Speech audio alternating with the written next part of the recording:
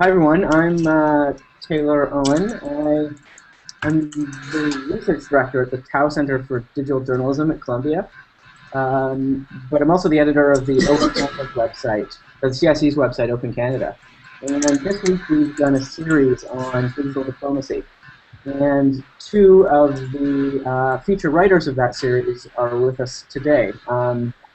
Matthias Lüfkens in Geneva, and Brian Fung in DC. Matthias, do you want to tell us a bit about yourself before we dive in?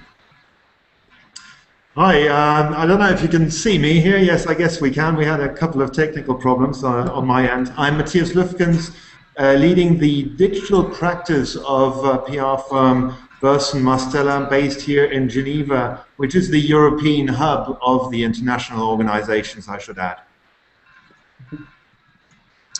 And I'm Brian Fung. I'm an editor at The Atlantic in Washington, D.C., as Taylor said. And I've written previously for The Washington Post and Talking Points Memo on all things digital.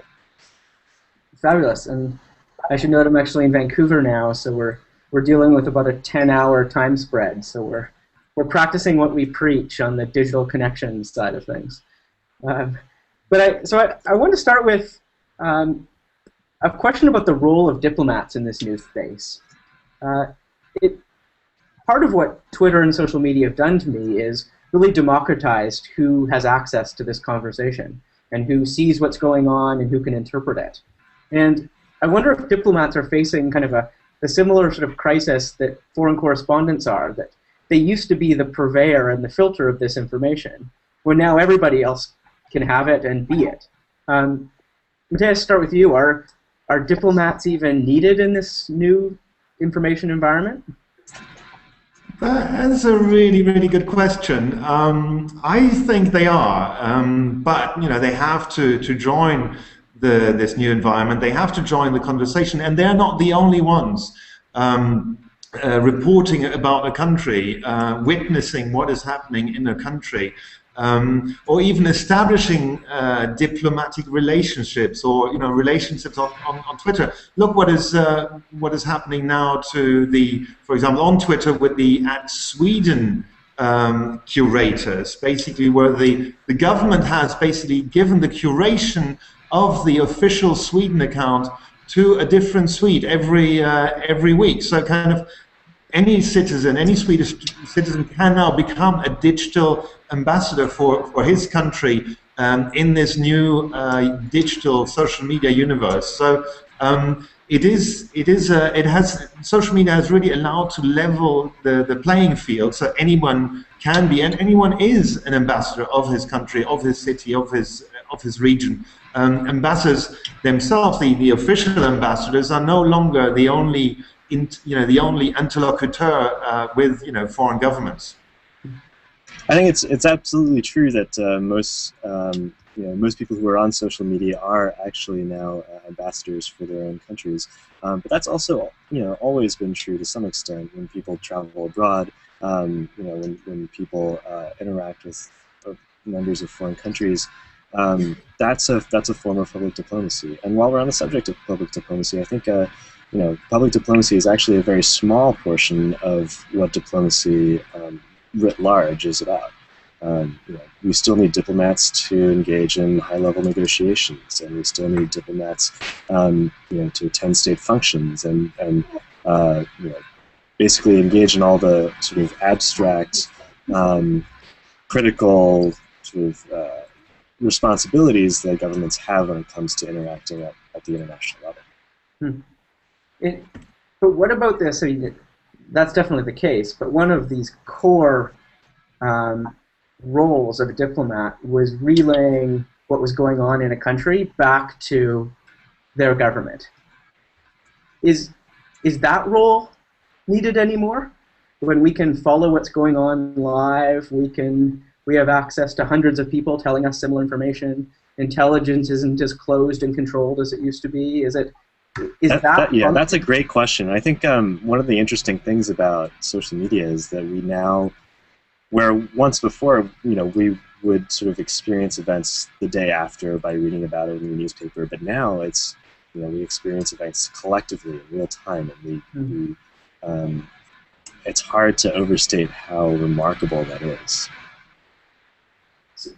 So Matthias, where does diplomat fit in there? If they're not playing in that environment, are they missing that whole piece of the information? Oh, absolutely. I mean, I think, diplomats have to be on these social networks to know what's going on in the country. So they have to be in China, on Weibo, on Sonico in Latin America. They really have to have at least to monitor, if not to participate in the conversation. So that is the bare minimum. Really to know what's happening. Just to listen to try to listen to what's out there, and then probably also engage. And this is what I find very, very important, that really the ambassadors engage directly with their audience in the countries, and that is quite interesting because they do no longer need the local media to have an audience and to really interact with the general public. I mean, a great example is the U.S. ambassador to Moscow, Michael McFaul, who is personally tweeting in Russian and doing Twitter chats. So I think that is quite interesting. Also, the foreign ministry in Moscow is not very happy with this because he has this direct contact. And I think over the next couple of years we will see that tweeting diplomats or twiplomats will just become the new normal. It's the new norm. You have to be present on these networks. There's no doubt about it. I think it will happen faster than many ambassadors think. I think many of them still hope, oh, we don't have to be present here, but I think very, very soon they will be forced. I think that raises a question for me that I want to pose to you, Matthias, which is, how do you place a value on the kind of engagement that we're talking about, and how can you tell that engagement is actually providing dividends to a country's foreign policy? Well, the value is like, when you ask me the ROI of social media, and I do get that question quite a lot from corporations who want to sell to their fans on social media. And I think that, the real value is in the connections you make between heads of state, between ambassadors and the foreign ministry. In the country, it's between influential bloggers in a country, and these connections are literally priceless because it's like having be it with journalists, having a journalist on speed dial if he follows you on Twitter. So that's really the key value is the connections that you have. Brian, I really liked in your piece how you describe this environment and this practice as messy, and maybe necessarily so.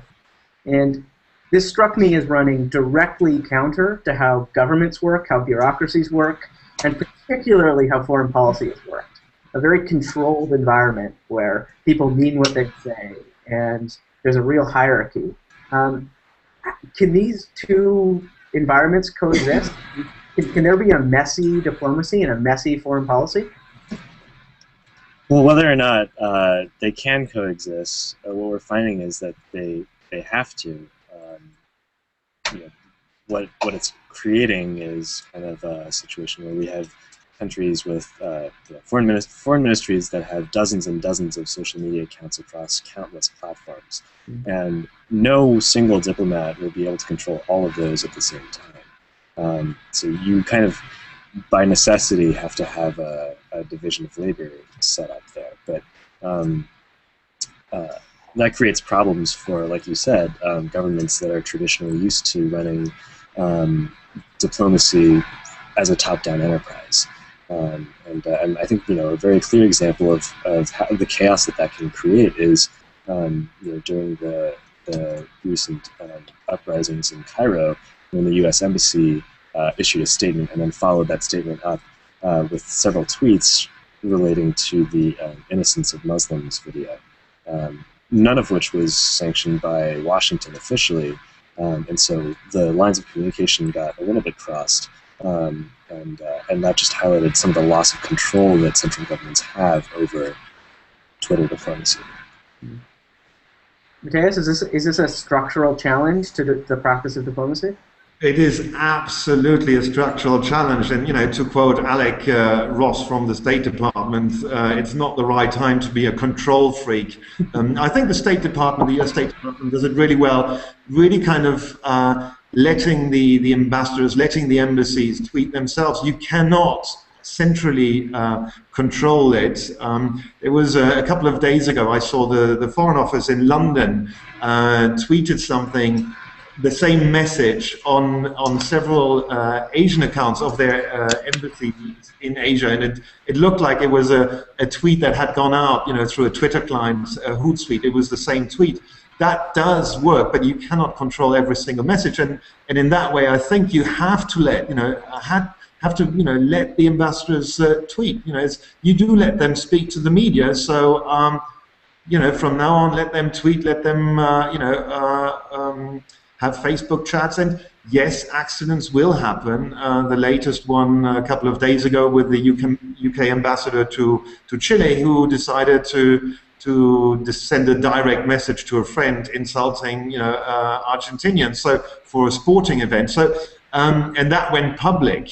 So yes, accidents will happen. These accidents will also entertain us. It will be in the media, but it shouldn't kind of distract us and tell us, well, we shouldn't open up on social media. I think foreign offices have to go onto social media and empower their ambassadors. In fact, any of their staff to be active in social media, because what is interesting, once you're on social media, or especially on Twitter, and you make your affiliation known with your organization, be it a foreign office, an embassy, you will automatically become an unofficial spokesperson. So you just have to let go. And Matthias, you mentioned in your piece that something that I found really interesting, which was how individual heads of state or diplomats will have lots and lots of followers, and their followings are actually growing even if they don't use Twitter all that much. Which is, just kind of indicative of how interested people are in wanting to create a connection with these public figures. And the more that social media becomes accepted as a form of diplomacy, the more kind of individualized and non-institutionalized diplomacy will have to become. And to the extent that we value the kinds of personal connections that we can create through Twitter or Facebook, I think that having allowing or encouraging diplomats to become more personal in their tweeting is probably a good thing. That really raises the question of whose voice we're hearing in this conversation, and there's such a wide range, that you point out particularly, of some people it's actually their personal voice, but for the majority, it really is an institutional voice we're hearing in the diplomatic space.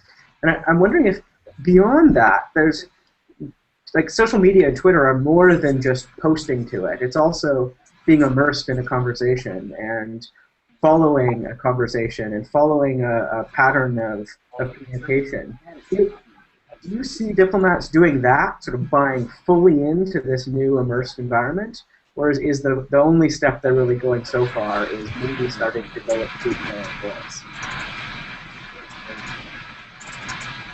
Sorry, I didn't get the last part. Oh, do you see diplomats who are willing to go that, not just in their own voice, but that are really immersing themselves in this environment and making it part of it? Well, they have to immerse themselves, in this environment. It is, of course, more difficult for heads of state and heads of government. I think Barack Obama has a problem.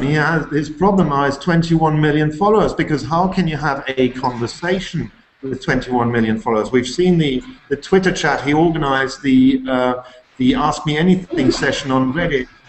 He can only answer very, very few questions, maybe 10 at a time for in half an hour. So it is, it does become complicated once you have a massive following. But I think, dipping into the Twitter feed, dipping into the Twitter conversation is something that everyone should do every morning for half an hour. Like, before we would open the newspaper to read what's new.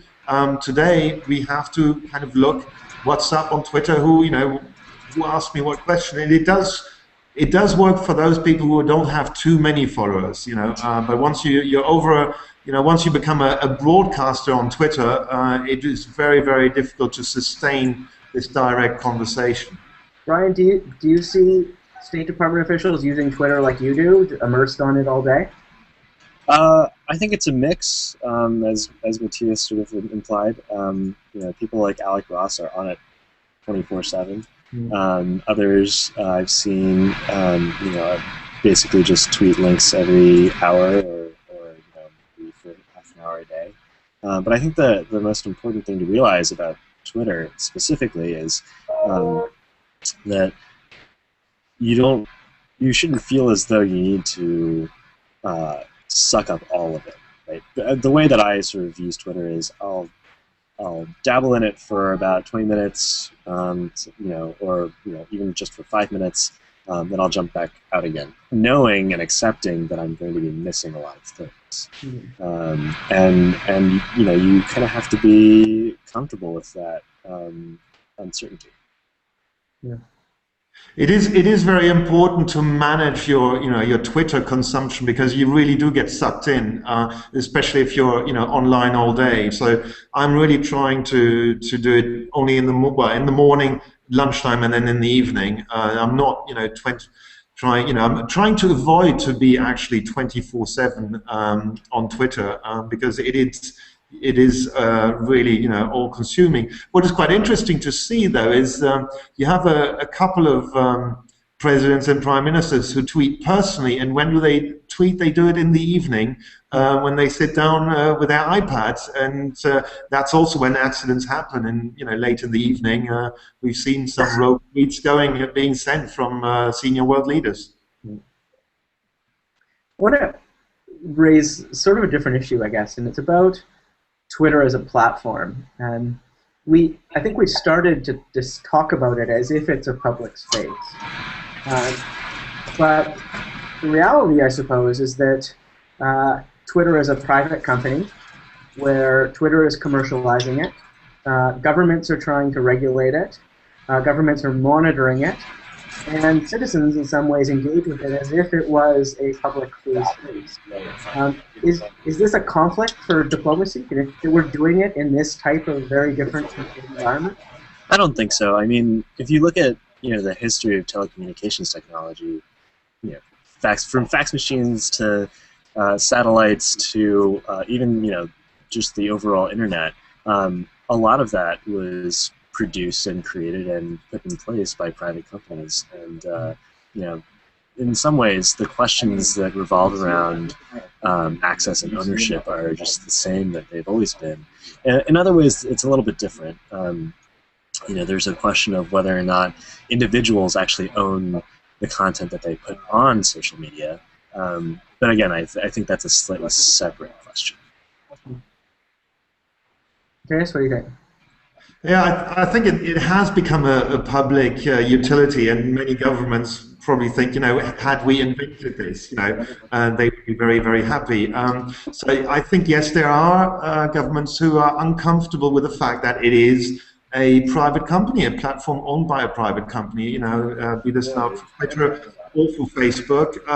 I mean, of course, countries like China, for example, don't, for the moment, the Chinese authorities don't engage on Twitter. Twitter is blocked in the country. So, but I think we all get to accept it that we're hoping that the Twitter leadership will keep the platform open and uncensored. Although, as we've seen a couple of days ago, the first tweet was censored specifically in a country. So it's going to be an interesting development.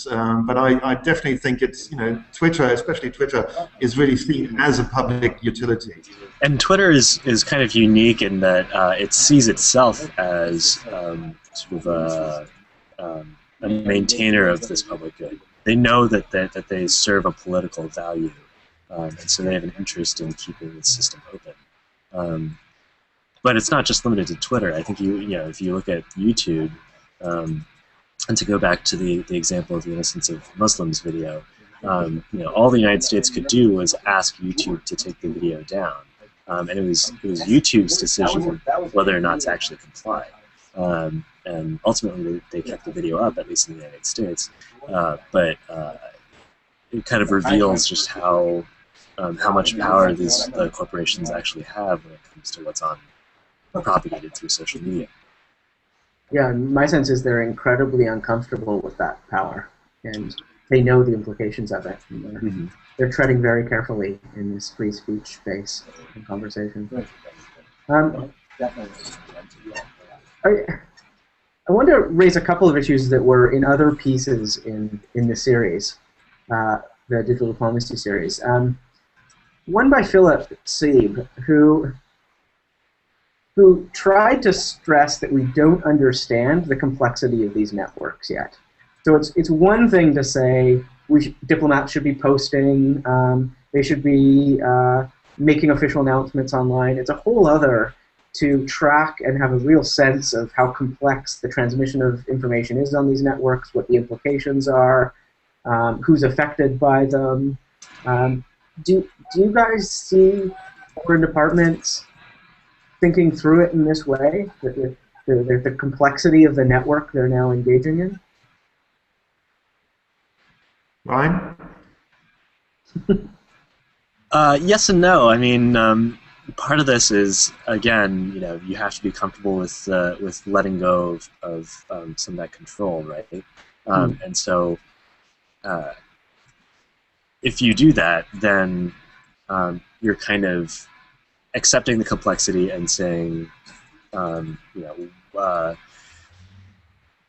we're okay with it, and if something bad happens as a result of this tweet, then we'll cross that bridge when we get there.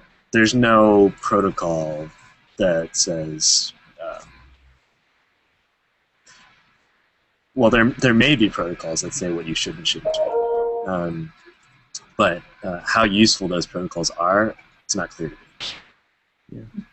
I think all of it. It's trial and error, and that I think is the biggest problem for foreign officers, that they say, well, we have these guidelines in place, but how can we control it? How can we help the ambassadors to tweet correctly or to tweet positive? Or I always encourage my colleagues to tweet positive and don't make any mistakes. So I think it's the trial and error that there's. We're really entering uncharted territory here.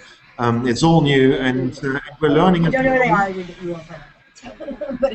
I think we're probably not going to find. I think that this problem that we have over kind of the chaos of social media will sort of resolve itself over time. I think the next 10 to 20 years, we'll start to see diplomats rising in the ranks who have always had Twitter accounts or who have always been on Facebook. And so to them, it'll be completely natural. They'll know the unspoken guidelines. They'll know what crosses the line and what's just shy of it. And so I think over time that this problem will sort of take care of itself. Fergus Hansen, who I'm sure you both know, raised the point that there's a flip side to this openness as well, and it's that citizens can now hold their government's foreign policies to a higher standard of accountability. This transparency actually opens up this process of foreign policy, which was very secretive, which was done on our behalf. Matthias, do you see this? Is this a democratizing and an opening up of diplomacy and of foreign policy? Oh, absolutely, and also you can. I don't see it, but I think the rest of it. Basically, the Twitter community can even influence foreign policy. I think if you have a campaign, a hashtag campaign, that will definitely have an influence on how ambassadors relate. What kind of message they will bring to their host countries. So I think, it has all become much more open, and we have, every one of us has a voice now through Twitter and other social media channels that we didn't have before. And we can now think about it. Anyone can send an at mention to a world leader. If he reads it is another question, but I am pretty sure his staff will. So before social media, we didn't have that. You write a letter. And even the White House still gets 50,000 letters, handwritten letters a week. So, but this is much more open, and we do. I do think it's important though to sort of keep to be a little bit skeptical of actually opening up diplomacy this way, because a lot of diplomacy actually requires secrecy, right? And it's fascinating to see how this process works, and to see some of the warts and blemishes that are underneath the surface. But at the same time, should the public be allowed to influence decisions that previously might have been undertaken secretly? I'm not sure. I don't know the answer to that question. Maybe you guys have thoughts about that. What about something like Weibo? Does it have the potential to make the Chinese government more transparent and to hold it to greater levels of accountability? Sorry, go ahead. Go ahead, Brian. Go ahead. Okay. My assessment of Weibo's role in China is actually more that Weibo acts as a release valve or a safe space for average Chinese to talk about things that that the government may not want other Chinese to talk about in the rest of society. When you look at the Chinese internet, it's actually a very circumscribed sphere. It's mainly composed of young, wealthy, well-educated Chinese, and it's not. The internet isn't ubiquitous as it is here in the United States or in Europe, and so the kinds of people who frequent social media in China, it's a very select and privileged group, class of people, and so my understanding of Weibo is that it allows some of the more sensitive, almost political discussions to happen in a fenced-off way. Matthias, have you looked at Weibo at all?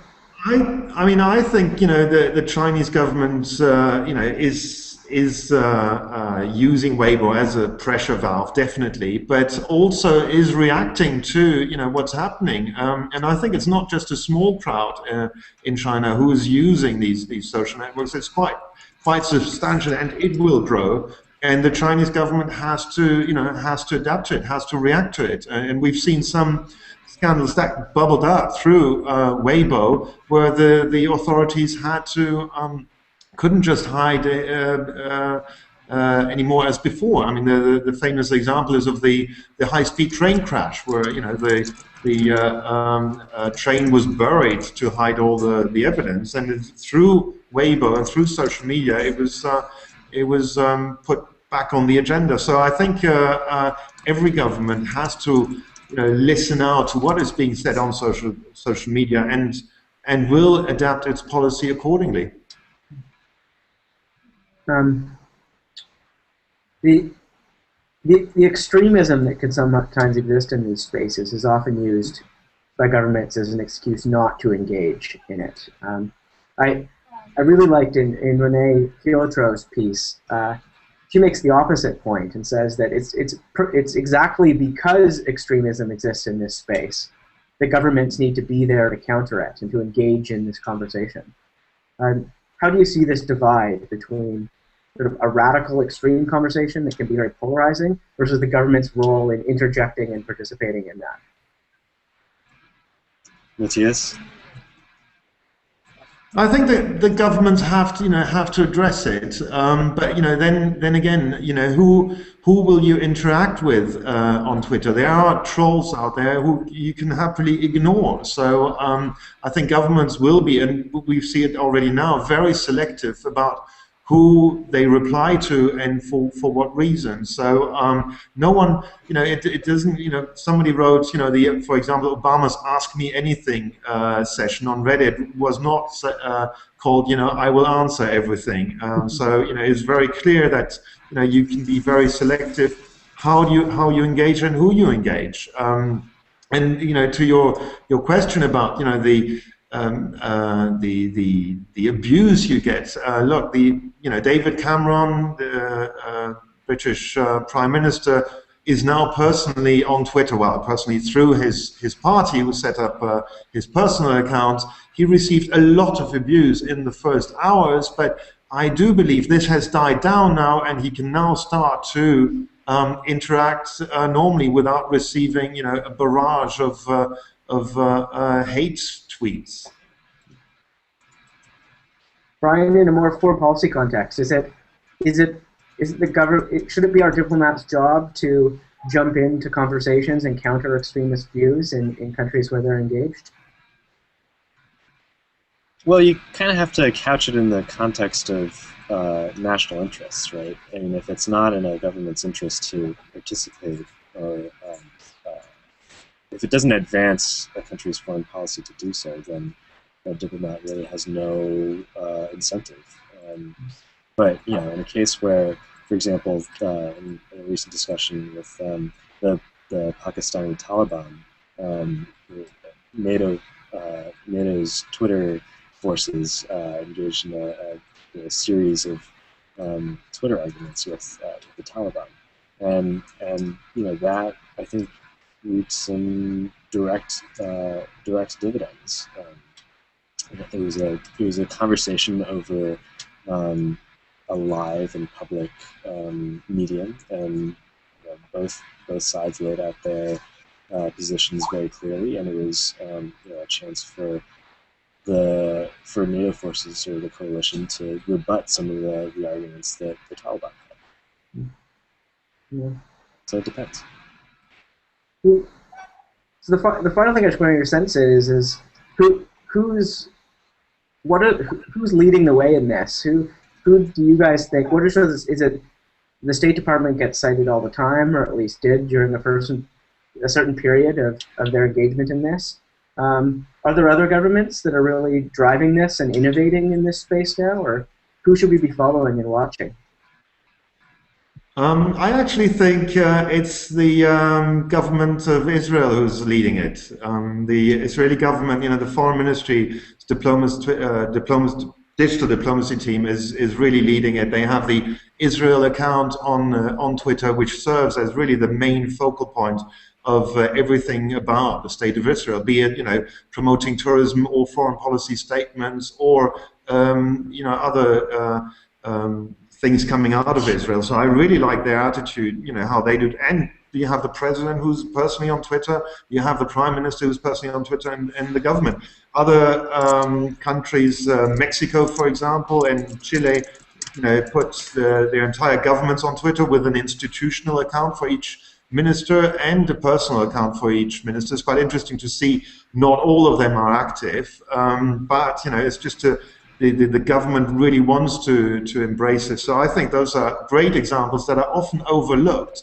And the same for engagement. It is quite interesting to see that actually the presidents in Africa, and namely the president of Rwanda, Paul Kagame, are really personally engaging on Twitter, or the Prime Minister of Uganda. So I think those are examples that are often overlooked, and not especially the account of Paul Kagame is mainly at replies. So he rarely tweets. So the at replies are not showing up in your public timeline. So those are really great examples that go beyond the example of the United States. Yes, we know the State Department is very, very digitally savvy, and the White House, and of course Barack Obama, with his campaign account. But there are other world leaders out there who are doing a really brilliant job, stellar job in reaching out and engaging with their audience. The Prime Minister of Lebanon, Najib Mikati, and the Prime Minister of Malaysia, two other examples who sit down for the occasional Twitter chat personally. They really take their time for their community, and I think that is something that really should be highlighted. To me, there are kind of two ways to think about this question. Right? There's the United States, which is pouring all of these resources into social media to do what it already does even better. But then you have, as you said, Matthias, presidents of smaller countries who maybe don't have as many resources, and they leverage technologies like Twitter to actually accomplish something different, rather than accomplishing the same things in a different way. Yeah, I totally agree. Well, thanks so much, guys. I don't want to take up too much of your time here, but this was really great, and it might be worth checking in 6 months or so and see where this conversation's going, because it's for sure. We weren't even having it a year ago, so I mean, I can imagine it would be quite different a year from now. Yeah. We're definitely, our diplomacy study, we're planning updates. It will become at least annual because things are changing. New world leaders are coming on, into this Twitterverse. So I think it's really interesting to follow this, and even foreign ministries more come on every week. You have a new foreign minister somewhere in the world, finally deciding to go for it. Right. Well, we'll trust you to track it for us, and we'll check in the next report. Thank you very much for having me. Thanks so much, guys. My pleasure. Bye-bye. Talk to you soon.